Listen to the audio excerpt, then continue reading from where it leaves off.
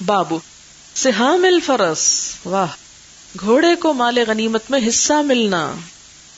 سہام سہم قسمت تقسیم. وقال مالک، اور مالک کہتے ہیں یسہم للخیل، امام مالک کا قول ہے کہ گھوڑے کا بھی حصہ لگایا جائے گا. والبرازین، اور ترکی گھوڑے سب برابر ہیں. منہا لقولہ تعالی، اللہ تعالیٰ کا فرمان ہے والخیل والبغال والحمیر، کہ سب کو برابر کہا. لترکبوہا ولا یسہم لاکثر من فرس، اور ہر سوار کو ایک ہی گھوڑے کا حصہ دیا جائے گا. یعنی ایک سوار اگر 5-6 گھوڑے لے کر گیا ہے تو اس کو ایک گھوڑے کا حصہ ملے گا. حدثنا عبید بن اسماعیل عن ابی اسامۃ عن عبید اللہ عن نافع عن ابن عمر رضی اللہ عنہما ان رسول اللہ صلی اللہ علیہ وسلم جعل للفرس سہمین ولصاحبہ سہما، کہ نبی صلی اللہ علیہ وسلم نے گھوڑے کے 2 حصے لگائے اور سوار کا 1 حصہ. یعنی سوار کو اس طرح 3 حصے ملے، 2 حصے گھوڑے کے اور 1 حصہ اس کا اپنا، اور جو پیدل تھا تو اس کو صرف 1 حصہ. یا ایک اور روایت میں آتا ہے کہ جو گھوڑے والا تھا اس کو 2 حصے ملے اور دوسرے کو ایک اس کا اپنا، 1 گھوڑے کا، اور جو صرف خود گیا تھا اور گھوڑا ساتھ نہیں گیا تھا تو ان کو 1 حصہ مال غنیمت کا. باب من قاد دابۃ غیرہ فی الحرب، جس نے چلایا، قادہ قیادت کرنا ہوتا نا، یعنی لے گیا، دابۃ غیری کسی دوسرے کا جانور، فی الحرب جنگ میں، یعنی اگر اپنی سواری نہیں، اپنی گاڑی نہیں اور کسی اور کی لے گیا. حدثنا قتیبہ حدثنا سہل بن یوسف عن شعبہ عن ابی اسحاق قال رجل للبراء بن عازب رضی اللہ عنہما افررتم من رسول اللہ صلی اللہ علیہ وسلم یوم حنین، ایک شخص نے براء بن عازب صحابی سے کہا تھا کہ تم حضور صلی اللہ علیہ وسلم کو جنگ حنین کے موقع پہ چھوڑ کے بھاگ نکلے تھے. قال لکن رسول اللہ صلی اللہ علیہ وسلم لم یفر، تو کہنے لگے کہ ہاں لیکن نبی صلی اللہ علیہ وسلم نہیں بھاگے تھے. ان حوازنا، پھر وہ عذر پیش کرتے ہیں کہ بھاگنے کی وجہ کیا تھی. ان حوازنا، حوازن کے قبیلے کے لوگ جو تھے، کانو قومن رماتن، وہ بڑے تیر انداز لوگ تھے. رمات رمی سے، رمی تیر اندازی کو کہتے ہیں، بہت تیر انداز لوگ تھے. وَإِنَّا لَمَّا لَقِينَا، اور جب ہم ملے، ہم ان کو، حملنا علیہم، ہم نے ان پہ حملہ کیا، فانہزموا، تو وہ شکست کھا گئے. فاقبل المسلمون علی الغنائم، مسلمان غنیمت سمیٹنے لگے. فاستقبلونا بالسہام، تو انہوں نے ہم پہ تیروں سے حملہ کر دیا. جنگ احد میں بھی یہی ہوا تھا. تو یہ پھر وہی بات پتہ چلتی نا کہ جب مسلمانوں میں مال کی محبت، مال کا لالچ آ جاتا ہے، پھر وہ دین کے کام کے نہیں رہتے. فاستقبلونا بالسہام فاما رسول اللہ صلی اللہ علیہ وسلم، تو نبی صلی اللہ علیہ وسلم، فلم یفر، تو آپ نہیں بھاگے. فلقد رأیتہ، اور میں نے آپ کو دیکھا، وَإِنَّهُ لَعَلَى بَغْلَتِهِ الْبَيْضَاءِ، اور آپ اپنے سفید خچر پر سوار تھے. وَإِنَّ أَبَا سُفْيَانَ، اور ابو سفیان جو اس وقت مسلمان ہو چکے تھے کیونکہ مکہ فتح ہو چکا تھا، آخذٌ بِلِجَامِهَا، اس کا لگام پکڑے ہوئے تھے. یعنی جنگ حنین میں ابو سفیان جو مسلمان ہو چکے تھے، حضور صلی اللہ علیہ وسلم کے گھوڑے کی لگام تھامے ہوئے تھے. والنبی صلی اللہ علیہ وسلم یقول، اور نبی صلی اللہ علیہ وسلم فرما رہے تھے، انا النبی لا کذب انا ابن عبد المطلب، کہ میں نبی ہوں، اس میں کوئی جھوٹ نہیں، اور میں ابن عبد المطلب ہوں. باب الرکاب والغرز للدابہ، جانور پر رکاب لگانا یا غرض لگانا. رکاب اور غرض ایک ہی چیز ہوتی ہے، کاٹھی جس کو بولتے ہیں نا. اور رکاب جو ہوتی ہے گھوڑے میں ہوتی ہے اور غرض اونٹ میں ہوتی ہے. اور رکاب لوہے کی ہوتی ہے اور غرض چمڑے کی ہوتی ہے، سیٹ جس کو بولتے ہیں.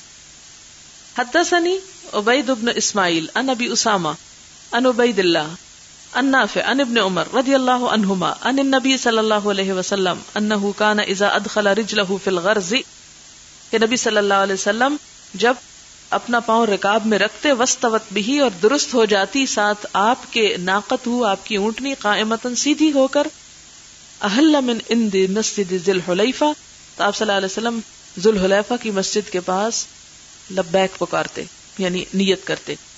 مراد اس سے کیا ہے؟ جیسے آپ قرآن پاک میں بھی پڑھ چکے ہیں کہ جب تم سواری کرو، فَإِذَا اسْتَوَيْتُمْ، درست ہموار ہو کے بیٹھ جاؤ. اور یعنی مراد یہ کہ اونٹ کھڑا ہو جائے اور انسان بالکل بیلنس ہو جائے تو پھر دعا پڑھو.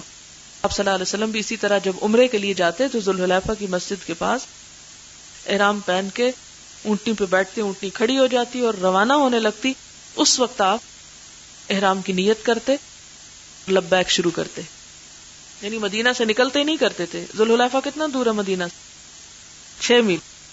باب رکوب الفرس الاریہ، گھوڑے کی ننگی پیٹھ پر بیٹھنا، یعنی بغیر زین وغیرہ کے. حدثنا عمرو بن عون حدثنا حماد عن ثابت عن انس رضی اللہ عنہ استقبلهم النبی صلی اللہ علیہ وسلم علی فرس اریہ، کہ نبی صلی اللہ علیہ وسلم ان کے پاس آئے ایک گھوڑے پر جس کی پیٹھ پر کوئی بھی کیا نہیں تھی، کاٹھی نہیں تھی یا بیٹھنے کی کوئی ایسی چیز نہ تھی. ما علیہ سرجن، کہ جس پر زین نہ تھا.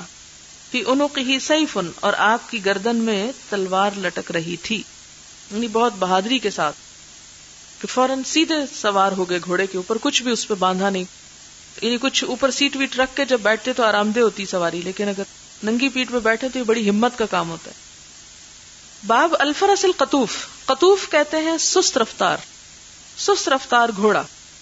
حدثنا عبد الاعلی بن حماد حدثنا یزید بن زرع حدثنا سعید عن قتادہ عن انس بن مالک رضی اللہ عنہ ان اہل المدینہ فزعوا، کہ اہل مدینہ گھبرا گئے، مرتن ایک مرتبہ. فرکب النبی صلی اللہ علیہ وسلم فرسا لابی طلحہ، آپ صلی اللہ علیہ وسلم ابو طلحہ کے گھوڑے پر بیٹھے. کان یقطف، جو بڑا سست چل رہا تھا. او کان فیہ قطاف، یا جس میں سستی تھی، سست رو تھا. فلما رجع، لیکن جب آپ واپس لوٹے، قال وجدنا فرسکم ھذا بحر، کہنے لگے کہ میرے ساتھ تو اس نے ایسا نہیں کیا، یہ تو سمندر کی طرح رواں تھا. یعنی تم لوگوں کے ساتھ سستی کرتا ہے، میرے ساتھ نہیں. فکان بعد ذلک لا یجارا، پھر اس کے بعد جب سے آپ صلی اللہ علیہ وسلم نے اس پر سواری کی، کوئی گھوڑا اس کے برابر چل نہیں سکتا تھا. یعنی اتنا تیز دوڑتا تھا. یہ برکت تھی آپ صلی اللہ علیہ وسلم کی اس پر سواری کرنے کی. آپ صلی اللہ علیہ وسلم کی برکت کی کئی ایک مثالیں آپ نے پانی میں، کھانے میں اور چیزوں میں پڑھی ہوں گی. اصل میں بات یہ ہے، یہ جو جانور بھی ہوتے ہیں نا، بڑے سیانے ہوتے ہیں، بڑے سمجھدار ہوتے ہیں. ان کو بھی پتہ چل جاتا ہے کہ ہمارے ساتھ کون کیا معاملہ کرے، کون کیسا ہے. حتیٰ کہ یہ جمادات، نباتات، یہ چیزیں جو ہیں یہ بھی انسان کی جدائی پر ہوتی. وہ ممبر کا جو تنا تھا وہ بچوں کی طرح بلبلا بلبلا کے رونے لگا جب آپ صلی اللہ علیہ وسلم نے اس کو چھوڑا اور دوسرا ممبر آ گیا. اسی طرح وہ جگہیں جب کوئی نیک انسان مر جاتا ہے تو زمین یا وہ جگہیں جن پر وہ ہوتا ہے وہ جگہیں اس کو یاد کرتی ہیں اور اس کی جدائی میں روتی ہیں. لیکن بدکار اور فاسق انسان جب مرتا ہے تو وہ جگہ نہیں روتی، جیسے قرآن پاک میں آتا ما بکت علیہم السماء والارض، آسمان و زمین کچھ ان پہ نہ روئے. باب السبق بین الخیل، گھوڑوں کے درمیان دوڑ لگوانا. سبق، سبق کہتے ہیں دوڑ، گھڑ دوڑ جسے بولتے ہیں آپ. حدثنا قبیصہ حدثنا سفیان عن عبید اللہ عن نافع عن ابن عمر رضی اللہ عنہما قال اجر النبی صلی اللہ علیہ وسلم، دوڑ لگوائی نبی صلی اللہ علیہ وسلم نے، ما ضمر، جو تیار کیے گئے تھے، من الخیل، گھوڑوں میں سے، یعنی دوڑ کے لیے. ضاد میم رے ضمر، ضمرہ کا لفظی مطلب ہوتا ہے گھوڑے کو دوڑا دوڑا کے پتلا کرنا، اور اس کو پہلے خوب کھلایا جاتا ہے، پھر اس کے بعد اس کو کھانا کم کر دیا جاتا ہے، پھر اس کو ایسی جگہ باندھ کے رکھا جاتا ہے جہاں اس کا خوب پسینہ وغیرہ نکلے اور وہ پتلا ہو جائے، تو اس کو ضمر کہتے ہیں. چھپنا، چھپنے کے لیے بھی لفظ استعمال ہوتا ہے. اور ضمیر کا لفظ بھی اسی سے ہے کہ ضمیر بھی کیا ہوتی ہے، کسی کا نام چھپا کے اس کی جگہ وہ یا تم یا یعنی ہی شی کا استعمال جو ہے ضمائر میں سے ہے. تو ضمرہ ایک خاص طریقے سے گھوڑے کو پتلا کرنا جس سے وہ زیادہ دوڑ سکے. فرمایا کہ جو گھوڑے تیار کیے گئے تھے دوڑ کے لیے تو ان کی دوڑ آپ نے لگوائی من الحفیاء الی ثنیۃ الوداع، حفیاء سے ثنیۃ الوداع تک، 2 جگہوں کے نام ہیں یہ. وَأَجْرَى مَا لَمْ يُدَمِّرْ، اور دوڑایا جو نہیں تیار کیا گیا تھا دوڑ کے لیے، من الثنیۃ الی مسجد بنی زریق، ثنیہ سے مسجد بنی زریق تک. اب یہ فاصلہ کم ہے اور پہلا زیادہ ہے. قال ابن عمر وَكُنْتُ فِي مَنْ أَجْرَى، اور ابن عمر کہتے ہیں کہ میں ان لوگوں میں سے تھا جس نے گھوڑا دوڑایا تھا. قال عبداللہ حدثنا سفیان بین الحفیاء الی ثنیۃ الوداع، حفیاء ثنیۃ الوداع کے درمیان 5 امیال، 5 میل اور 6 یا 6، وبین ثنیہ الی مسجد بنی زریق میل، لیکن ثنیہ سے مسجد بنی زریق تک صرف 1 میل ہے. یعنی جتنی جس میں استطاعت تھی. جو گھوڑا نہیں دوڑ سکتا تو اس کو آپ نے 6 میل نہیں دوڑایا، کہیں اس کی خاتمہ ہی نہ ہو جائے. اس سے ایک اور بات ضمنی طور پر پتہ چلتی ہے کہ جب جانوروں سے بھی کوئی کام لینا ہو تو پہلے انہیں اس کے مطابق تیار کریں. باب ادمار الخیل للسبق، دوڑ کے لیے گھوڑے کو تیار کرنا، ادمار کرنا. حدثنا احمد بن یونس حدثنا اللیث عن نافع عن عبد الله رضی اللہ عنہ ان النبی صلی اللہ علیہ وسلم سابق بین الخیل التي لم تدمر وكان امدها، امد کہتے ہیں مدت، من السنیۃ الى مسجد بنی زریق، وان عبد الله بن عمر كان سابق بها. قال ابو عبد الله امدن، امام بخاری کہتے ہیں امد کا معنی ہے غایتن، انتہا، حد. فطال علیہم الامد، تو لمبی ہو گئی ان پر مدت یعنی مہلت. باب غایت السباق للخیل المدمرۃ، غایہ حد یعنی کہاں تک دوڑایا جائے ان گھوڑوں کو جن کا ادمار کیا جائے، یعنی جنہیں گھڑ سواری کے لیے تیار کیا جائے یا گھڑ دوڑ کے لیے تیار کیا جائے، انہیں کتنی دور تک دوڑانا چاہیے. وہی حدیث حدثنا عبداللہ بن محمد حدثنا معاویہ حدثنا ابو اسحاق عن موسیٰ بن عقبہ عن نافع عن ابن عمر رضی اللہ عنہما قال سابق رسول اللہ صلی اللہ علیہ وسلم بین الخیل التي قد انمرت فارسلها من الحفیاء وكان امدها ثنیۃ الوداع فقلت لموسیٰ فکم كان بین ذلك قال 6 اميال او 7. اب یہ چونکہ کسی نے ناپا نہیں تھا اس لیے کوئی 5 میل کہہ رہا، کوئی 7 کہہ رہا ہے. وسابق بین الخیل التي لم تدمر فارسلها من ثنیۃ الوداع وكان امدها مسجد بنی زریق قلت فکم بین ذلك قال میل او نحوه كان ابن عمر ممن سابق فيها. باب ناقۃ النبی صلی اللہ علیہ وسلم، نبی صلی اللہ علیہ وسلم کی اونٹنی کا بیان. وقال ابن عمر، اور ابن عمر کا کہنا ہے اردف النبی صلی اللہ علیہ وسلم اسامۃ علی القصواء، کہ نبی صلی اللہ علیہ وسلم نے حضرت اسامہ کو اپنے ساتھ بٹھایا قصواء پر یعنی اونٹنی پر. وقال المسور، اور مسور کہتے ہیں قال النبی صلی اللہ علیہ وسلم، کہ نبی صلی اللہ علیہ وسلم کا فرمانا تھا ما خلعت القصواء، قصواء کبھی اڑی نہیں، یعنی اس نے کبھی تنگ نہیں کیا چلنے میں. حدثنا عبداللہ بن محمد حدثنا معاویہ حدثنا ابو اسحاق عن حمید قال سمعت انس رضی اللہ عنہ یقول کانت ناقۃ النبی صلی اللہ علیہ وسلم یقال له العظباء، کہ نبی صلی اللہ علیہ وسلم کی اونٹنی کا نام عظباء تھا. ایک اور جگہ پر جدعا بھی آتا ہے اور شہبا بھی آتا ہے. اب آپ کہیں گے کہ ایک اونٹنی اور اتنے نام، تو آپ نے دیکھا ہوگا کہ بعض اوقات آپ کے بچے کا ایک نام ہوتا ہے اور آپ اس کے کئی نام بنا لیتے ہیں. تو یہ ایک محبت کی علامت ہے نام رکھنا. برے نام رکھنا برا ہے، اچھے نام رکھنا محبت کی علامت. حدثنا مالک بن اسماعیل حدثنا زہیر عن حمید عن انس رضی اللہ عنہ قال کان للنبی صلی اللہ علیہ وسلم ناقۃ، نبی صلی اللہ علیہ وسلم کی ایک اونٹنی تھی تسمى العظباء لا تسبق، کہ جس کا نام عظباء تھا جس سے آگے کوئی نہیں جا سکتا تھا. قال حمید، حمید کہتے ہیں او لا تکاد تسبق، یا اس سے آگے کوئی جا ہی نہیں سکتا تھا یا جایا نہیں کرتا تھا. فجاء اعرابی علی قعود، تو ایک اعرابی یعنی دیہاتی شخص جو تھا اپنے ایک اونٹ پر آیا، نوجوان اونٹ پر. فسبقها، وہ اس سے آگے بڑھ گیا. فشق ذلك علی المسلمین، تو یہ بات مسلمانوں کو بڑی ناگوار گزری. حتی عرفہ، یہاں تک کہ آپ نے اس کو پہچان لیا، یعنی اس ناگواری کو محسوس کر لیا. فقال، اتنی خوبصورت بات آپ نے فرمائی اس موقع پر، حق علی اللہ، یہ اللہ کے ذمے ہے، اللہ یرتفع شیء من الدنیا، کہ نہ اٹھے کوئی چیز دنیا کی، الا وضعہ، مگر اللہ اس کو نیچے کر دے. یعنی دنیا میں جو چیز بلند ہوتی ہے ایک نہ ایک دن نیچے ہو جاتی ہے. بڑائی صرف اللہ کی ذات کو زیبا ہے. تو اس لیے آپ دیکھیں کہ معاشرے میں بہت سی خرابیاں اور برائیاں، اس کا سبب بڑا بننے کی خواہش ہے کہ میں سب سے بڑا بن جاؤں، میں سب سے اچھا بن جاؤں، میں سب سے آگے ہو جاؤں، میں سب سے مالدار ہو جاؤں، میرا روب سب پر ہو، میری بات سب پر چلے. تو آپ دیکھیں کہ بڑائی کا انجام کیا ہے کہ ہر وہ چیز جو بڑائی کو جا پہنچتی ہے وہ ایک نہ ایک دن نیچے بھی آتی، اور جو جتنی اونچی چلی جاتی اتنا گرنا زیادہ تکلیف دہ ہوتا ہے، جتنی اونچائی سے کوئی چیز گرے. تو اصل بڑائی اللہ کے لیے، اور جب انسان خصوصاً دین کا کام کرے تو اس میں مد نظر یہی رکھے کہ میں اپنی بڑائی کے لیے نہیں نکلا، میں اللہ کا نام بڑا کرنے کو نکلا. اور جو شخص اللہ کے نام کو بڑا کرنے کی کوشش کرے گا اللہ تعالیٰ اس کو بھی عزت دے گا. لیکن دنیا کی کوئی بھی چیز ایسی نہیں کہ جس میں انسان اس کی ہائٹ کو پہنچے اور پھر وہ نیچے نہ آئے. ہر چیز کو فنا ہے، ہر چیز کو زوال ہے، ہر چیز کو نیچا ہے. اور یہ بات آپ نے کہاں سے فرمائی؟ اپنی اونٹنی کے پیچھے رہ جانے سے، تاکہ صحابہ کرام کو دنیا کی یہ حقیقت اور بے ثباتی اور بے اعتباری جو ہے وہ سمجھ میں آ جائے. طولہ موسیٰ عن حماد عن ثابت عن انس عن النبی صلی اللہ علیہ وسلم. باب بغلۃ النبی صلی اللہ علیہ وسلم البیضاء. نبی صلی اللہ علیہ وسلم کے سفید خچر کا بیان. قالہ انس وقال ابو حمید اہدى ملک ایلۃ للنبی صلی اللہ علیہ وسلم بغلۃ بیضاء. ایلا کے بادشاہ نے نبی صلی اللہ علیہ وسلم کو سفید خچر بطور تحفہ بھیجا. ایلا جو ہے ایک شہر ہے ساحل بحر احمر پر، ریڈ سی جو مکہ اور مصر کے درمیان میں آتا ہے، اس طرف جاتے ہوئے راستے میں ایک شہر ہے، سرحدی شہر یا ساحلی شہر آپ کہہ سکتے ہیں اس کو.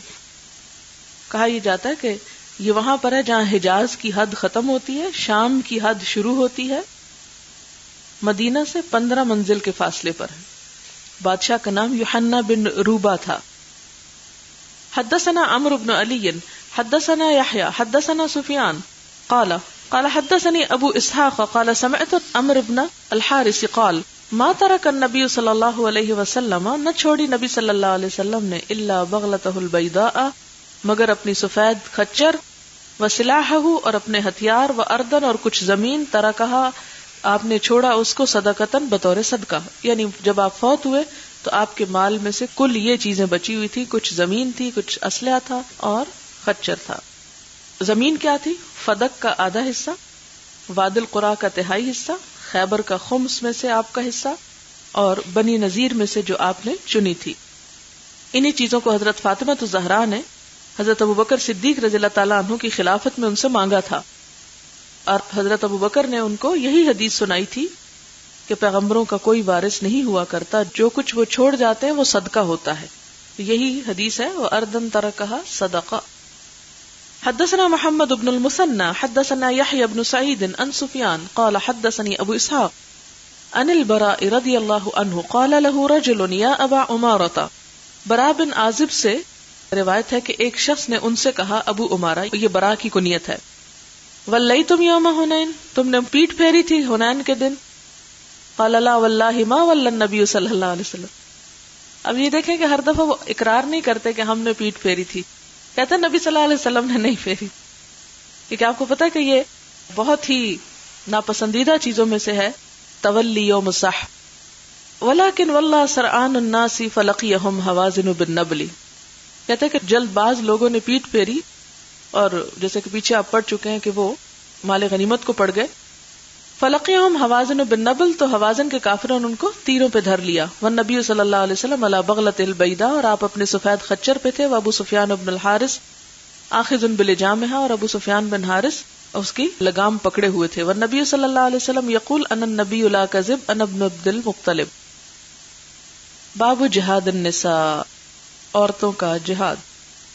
جیسا کہ پہلے بھی میں آپ کو واضح کر چکی ہوں کہ عورتوں پر جہاد فرض کا درجہ نہیں رکھتا، عورت پر لازم نہیں، عورت کو سہولت دی گئی، عورت کو رعایت دی گئی، لیکن اس کے باوجود ایک نفلی کام کے طور پر اپنی خوشی سے عورتیں اس میدان میں اپنی اہلیت اور ضرورت کے مطابق نکلتی بھی نہیں. یعنی بین نہیں لیکن اسی طرح فرض بھی نہیں، یعنی ان کی آزادی اور سہولت پہ چھوڑ دیا گیا. پھر کہتی ہے ہمیں آزادی نہیں دی گئی. حدثنا محمد بن کثیر اخبرنا سفیان عن معاویہ بن اسحاق عن عائشہ بنت طلحہ عن عائشہ ام المؤمنین رضی اللہ عنہا قالت استأذنت، حضرت عائشہ کہتی ہے میں نے اجازت مانگی النبی صلی اللہ علیہ وسلم، نبی صلی اللہ علیہ وسلم سے فی الجہاد، جہاد میں جانے کی. فقال جہادکن الحج، آپ نے فرمایا تمہارا جہاد حج ہے، یعنی جو عورت حج کر لیتی ہے وہ جہاد کے درجے کو پہنچ جاتی. وقال عبداللہ بن الولید حدثنا سفیان عن معاویہ بہذا. حدثنا قبیصۃ حدثنا سفیان عن معاویہ بہذا وعن حبیب بن ابی عمرۃ عن عائشہ بنت طلحہ عن عائشہ ام المؤمنین عن النبی صلی اللہ علیہ وسلم سألہ نساؤہ عن الجہاد، کہ آپ کی کچھ بیویوں نے جہاد کے بارے میں آپ سے سوال کیا اور یہ خود ہی تھی. فقال نعم الجہاد الحج، تو آپ نے فرمایا حج کتنا اچھا جہاد ہے. اس میں دراصل یہ بتانا مقصود تھا کہ اگر آپ کہتے کہ ٹھیک ہے تم چلو جہاد پر، تو عورتیں اس چیز کو شاید اپنے لیے لازم قرار دے دیتی. باب غزو المرأة فی البحر. اب دوسری طرف امام بخاری فوراً وہ حدیث لائے جس میں جہاد میں عورتوں کی شرکت دکھائی گئی کہ شرکت کی انہوں نے، یہ نہیں تھا کہ انہیں اجازت نہیں تھی، یہ تھا کہ انہیں پابند نہیں کیا گیا. اب اگر پابند کر دیا جاتا تو آپ دیکھتے کتنی مشکل ہوتی، اس لیے کہ عورت بہت سی ایسی اس کی کنڈیشنز ہوتی ہیں کہ، اور سب عورتیں اس قابل بھی نہیں ہوتی کہ بہت ساری ایسی ذمہ داریاں اٹھا سکے. اگر عورتوں کا ہجوم ایک جہاد میں چل پڑے اور آدھی وہاں بے ہوش ہو کے گری پڑی ہوں اور آدھی بھاگ پڑے تو اس سے فوج میں کیا ہوگا، ایک بزدلی پھیلے گی. لیکن اکا دکا عورتیں یا کچھ عورتیں جاتی بھی رہی ہیں. حدثنا عبداللہ بن محمد حدثنا معاویہ بن عمرو حدثنا ابو اسحاق الفزاری عن عبداللہ بن عبد الرحمن الانصاری قال سمعت انس رضی اللہ عنہ یقول دخل رسول اللہ صلی اللہ علیہ وسلم علی ابنۃ ملحان، نبی صلی اللہ علیہ وسلم بنت ملحان کے پاس گئے. یہ پیچھے حدیث آپ پڑھ چکے ہیں. فتقا عندها، آپ نے ان کے پاس تکیہ لگایا، یعنی ان کے گھر میں آرام فرمایا. ثم ضحکا، پھر آپ ہنسنے لگے. فقالت لما تضحك یا رسول اللہ، فقال ناس من امتی يركبون البحر الاخضر فی سبیل اللہ. انہوں نے پوچھا نبی صلی اللہ علیہ وسلم آپ کیوں ہنس رہے ہیں؟ آپ نے فرمایا کہ میری امت کے کچھ لوگ سب سمندر پر سواری کریں گے اللہ کی راہ میں. مثلهم مثل الملوک علی الاسرہ، ان کی مثال ایسی ہے جیسی بادشاہ تخت پر بیٹھے. فقالت یا رسول اللہ ادعو اللہ ان یجعلنی منہم، کہنے لگی ہیں اللہ کے رسول صلی اللہ علیہ وسلم آپ دعا کیجئے کہ اللہ مجھے ان میں شامل کر دے. قال اللہم اجعلھا منہم، تو آپ نے فرمایا اے اللہ اس کو بھی انہی میں شامل کر دے. ثم عاد، پھر آپ دوبارہ سو گئے. فضحک، پھر اسی طرح ہنسنے لگے. فقالت لہ مثل او مما ذلک، تو انہوں نے بھی ویسا ہی سوال کیا. فقال لها مثل ذلك، تو آپ نے اسی طرح کا پھر جواب دیا. فقالت ادعو اللہ ان یجعلنی منہم، تو کہنے لگی آپ اللہ سے دعا کیجئے کہ اللہ مجھے ان میں شامل کر دے، یعنی اس دوسرے گروہ میں. قالت انت من الاولین، تو آپ نے فرمایا نہیں تم پہلے گروہ میں شامل ہو. ولست من الاخرین، اور دوسروں میں شامل نہ ہو سکو گی. قال انس فتزوجت عبادۃ بن الصامت، انہوں نے حضرت عبادہ بن صامت سے شادی کی تھی. فرکبت البحر، سمندر کی سواری کی. مع بنت قرظہ، بنت قرظہ کے پاس یہ حضرت امیر معاویہ کی اہلیہ تھیں جن کا نام فاختہ تھا. فلما قفلت، جب وہ جہاد سے واپس آ رہی تھی. رکبت دابتہا، اپنی سواری پر سوار ہوئی. فوقست بہا، تو اس سے گردن ٹوٹ گئی ان کی. فسقطت عنہا فماتت، وہ گر کر فوت ہو گئی. وقست ہوتا ہے گردن توڑنا، یعنی جانور نے ان کی گردن توڑ دی، گر گئی اور اس طرح ان کی گردن ٹوٹ گئی اور اس سے ان کا انتقال ہو گیا. باب حمل الرجل امرأته في الغزو دون بعض نسائه، باب کوئی شخص جہاد میں اپنی ایک بیوی کو لے جائے اور ایک کو نہ لے جائے، یعنی بعض کو لے جائے بعض کو نہ لے جائے. حدثنا حجاج بن منہال حدثنا عبداللہ بن عمر النمیری حدثنا یونس قال سمعت الزہری قال سمعت عروة بن الزبیر وسعید بن المسیب وعلقمة بن الوقاص وعبید اللہ بن عبد اللہ عن حدیث عائشہ کل حدثنی طائفة من الحدیث، سب کے سب نے مجھ سے حدیث کا ایک حصہ بیان کیا. یہ چار لوگ ہیں، ان چاروں نے حضرت عائشہ کی حدیث تھوڑی تھوڑی الگ الگ بیان کی، پھر انہوں نے اس کو اکٹھا کر لیا. قالت کان النبی صلی اللہ علیہ وسلم اذا اراد ان یخرج، کہ نبی صلی اللہ علیہ وسلم جب نکلنے کا ارادہ کرتے تھے کہاں، جہاد کے لیے، اقرا بین نسائہ، تو اپنی بیویوں کے درمیان قرعہ اندازی کرتے تھے. فایتہن یخرج سہمها، تو جس کا نام نکلتا تھا خرج بہ النبی صلی اللہ علیہ وسلم، وہ نبی صلی اللہ علیہ وسلم کے ساتھ چلی جاتی.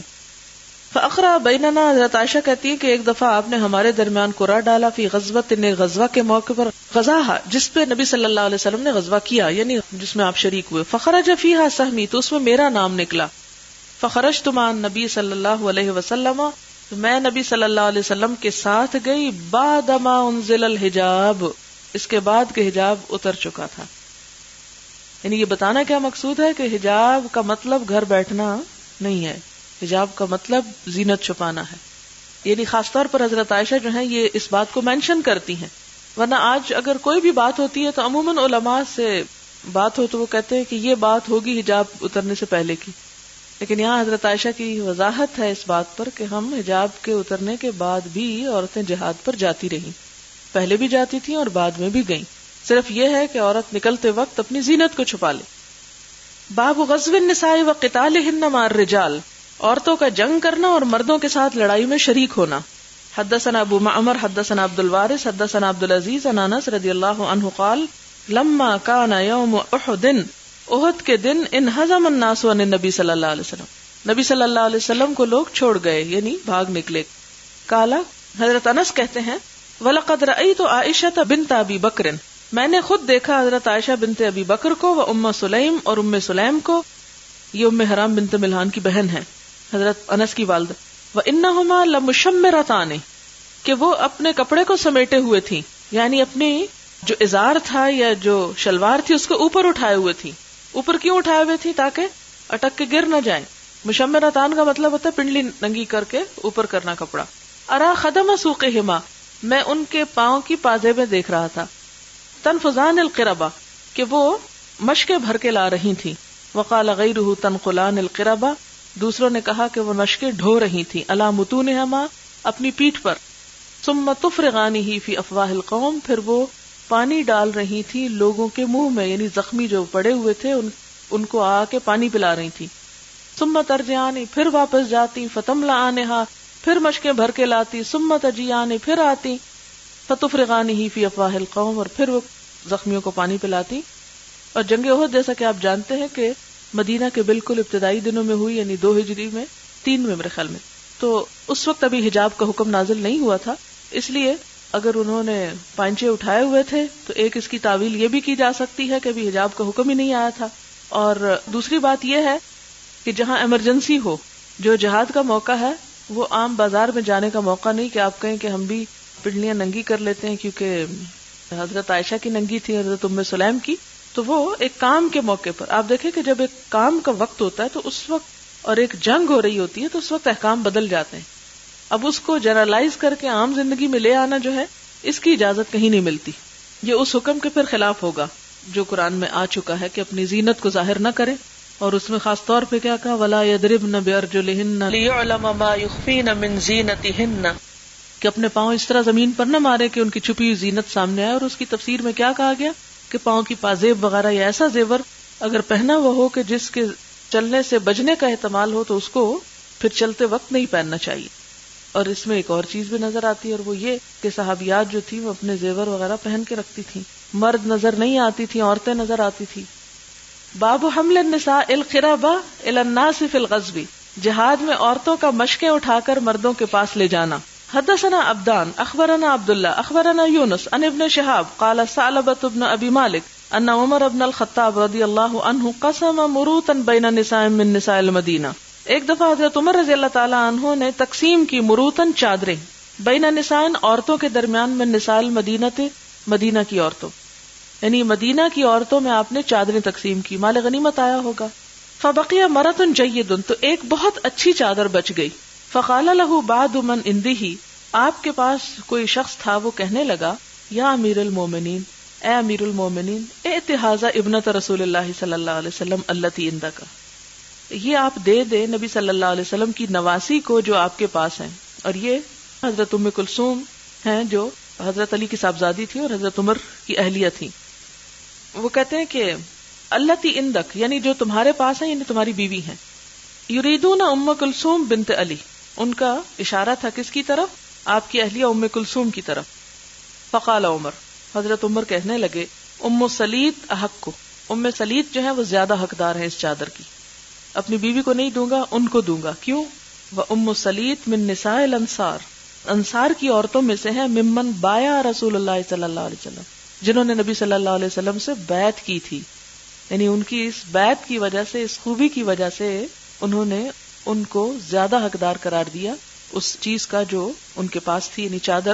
اور اس سے یہ بھی حضرت عمر کا عدل بھی سامنے آتا ہے کہ وہ قرابت داری کی بجائے کس چیز کو، تقوی اور عمل کو دیکھتے تھے کہ اس کے اعتبار سے. اور پھر ظاہری اعمال، ظاہر دلوں کا حال تو اللہ ہی جانتا ہے. یہ جنگ احد میں بھی شریک ہوئی تھی. قال عمر کہتے فإنها كانت تزفر لنا القرب يوم احد، وہ ہمارے لیے احد کے دن مشقیں ڈھو ڈھو کے لا رہی تھیں. قال ابو عبداللہ تزفر و تخیت، تزفر کا ایک اور معنی تخیت ہے، لیکن یہ درست نہیں ہے، سینا کہ مشقیں سی رہی تھی. ظاہر ہے وہ سینے کی جگہ تو نہیں تھی، وہ تو بھرنے کی جگہ تھی.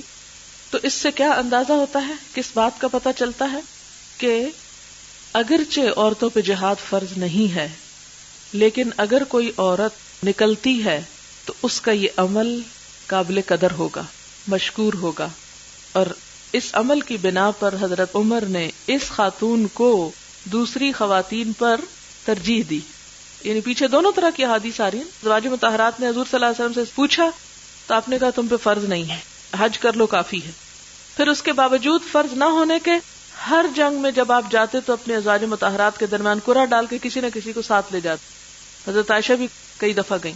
پھر حضرت عائشہ کا اور حضرت ام سلیم کا پانی بھر بھر کے لانا بھی پچھلی حدیث میں ذکر کیا گیا. ان ساری احادیث کو جب سامنے رکھتے ہیں تو اس سے کیا پتہ چلتا ہے کہ فرض کے درجے پر نہیں. اگر فرض ہو جاتا تو عورت پورا نہ کر سکتی, اور ہر عورت کے کام کا بھی نہیں, ہر عورت بھی نبھا نہیں سکتی. تو اس میں کیا ہے کہ جو کر سکے اور کسی بھی قسم کی کوئی خدمت بجا لائے تو یہ کہہ کے وہ خدمت رد نہیں کی جائے گی کہ تم پہ کون سا فرض تھا, نہیں, اس کی قدردانی ہوگی.